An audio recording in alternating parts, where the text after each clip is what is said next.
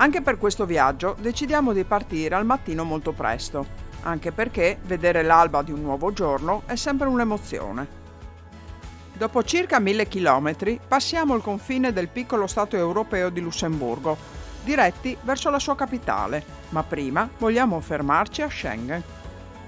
Parcheggiato il camper un po' fuori dal centro, troviamo un edificio dalla forma molto originale. Progettato dall'architetto François Valentini, è stato aperto nel 2016 e viene usato per l'esposizione delle opere d'arte realizzate principalmente dallo stesso architetto. Noi purtroppo lo abbiamo trovato chiuso, ma le opere intraviste dalle vetrine sembrano davvero molto interessanti.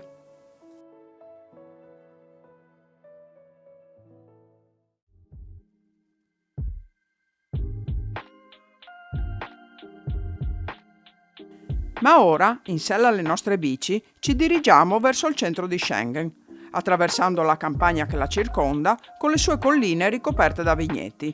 Siamo nella valle della Mosella, dove la produzione di vino è l'attività prevalente. La piccola Schengen è molto conosciuta in Europa grazie ad un trattato firmato nel 1985, proprio qui, su un'imbarcazione in mezzo alla Mosella, dai paesi che hanno deciso di abolire i controlli in frontiera in Europa, ossia Francia, Germania, Olanda, Belgio e Lussemburgo. Il luogo rappresenta il punto esatto di confine tra i paesi interessati all'accordo. In seguito, molti altri paesi hanno aderito a questo accordo, compresa l'Italia, e una mostra fotografica esterna ci porta a conoscere alcune delle bellezze che ogni paese offre a chi li visita.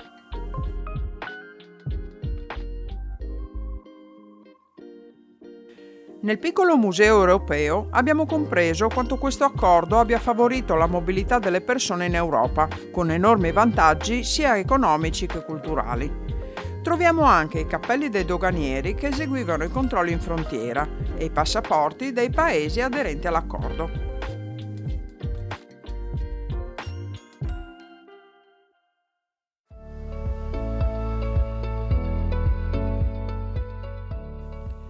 Da Schengen proseguiamo verso nord e dopo pochi chilometri arriviamo alla città di Lussemburgo, al camping Bonnequay a sud della città.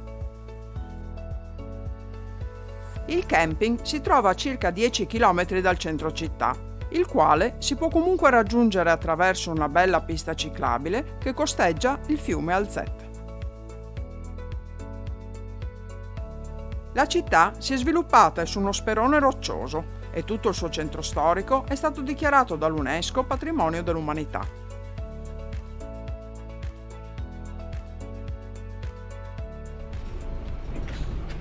Una valida alternativa alla pista ciclabile sono gli efficientissimi mezzi pubblici, che da qualche anno sono gratuiti per tutti in tutto il territorio del Lussemburgo.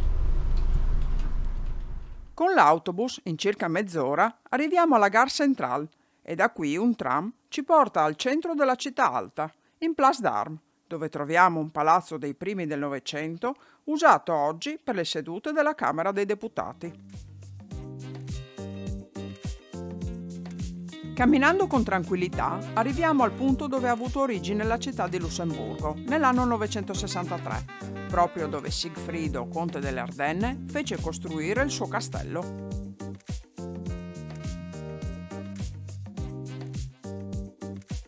Proprio sulla rocca, dove sorgeva il castello, si trovano le casematte del Bock, un insieme di gallerie e passaggi scavati nella roccia nel XVII secolo, che però in questo periodo non si potevano visitare all'interno.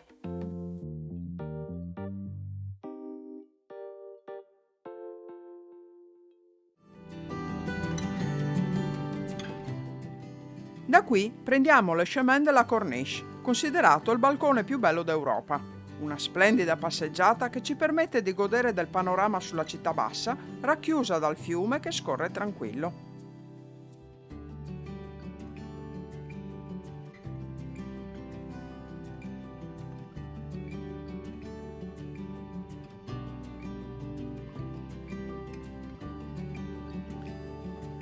In piazza Clairefontaine possiamo vedere la statua in bronzo della Granduchessa Charlotte, che regnò fino agli anni 60 e fu molto amata dai lussemburghesi. Non molto lontano arriviamo al Palazzo del Granducato, un palazzo costruito nel 1572 e oggi la sede del Parlamento e ospita anche gli uffici del Granduca.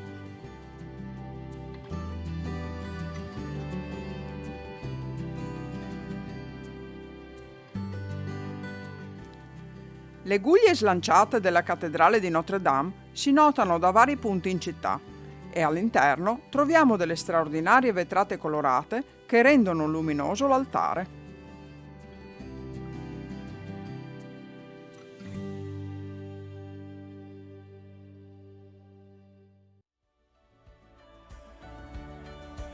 A pochi passi da Notre Dame, proprio al centro di Place de la Constitution, troviamo il Gaël Fra, un monumento eretto in memoria della Prima Guerra Mondiale.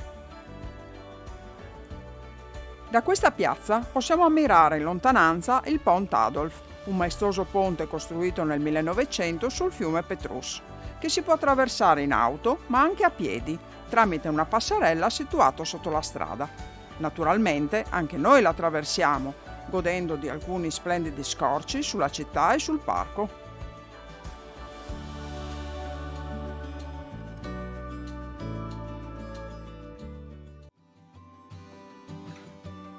Questo spettacolare ponte rosso, invece, è Pont Grande-Duchesse Charlotte, che permette di attraversare la vallata tra la città alta e il quartiere Kirchberg, mentre l'ascensore panoramico ci ha portato in pochi attimi nella città bassa di Lussemburgo.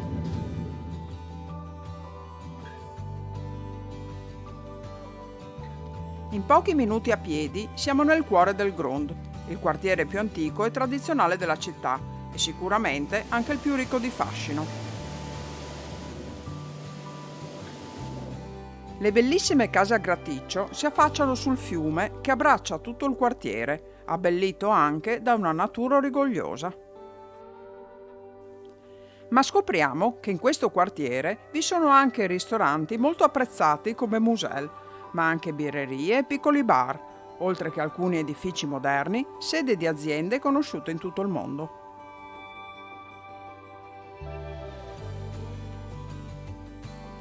Attraverso un altro ascensore risaliamo verso la parte alta della città e arriviamo al centro della città giudiziaria, un complesso di palazzi che si possono visitare con tour guidati e ospitano tutti gli uffici e le aule del tribunale. Spettacolari sono i 4 vasi colorati posti al lato della piazza, che danno un bellissimo tocco di colore.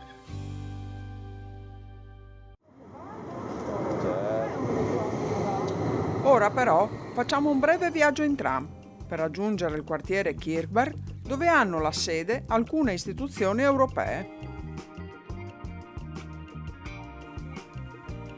Il Parlamento europeo ha qui la sua sede in Lussemburgo e a pochi passi le torri più alte di tutto il Lussemburgo sono la sede della Corte di Giustizia europea. Ma tutto il quartiere è una straordinaria mostra a cielo aperto di edifici altissimi in vetro e acciaio che danno alla città un tocco moderno e funzionale.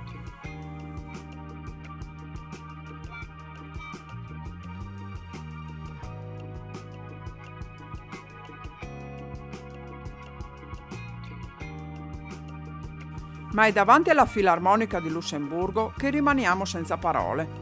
L'edificio, circondato da oltre 800 colonne in acciaio bianco, racchiude una delle sale da concerto più apprezzate in Europa. Inaugurato nel 2005, può accogliere fino a 1500 persone.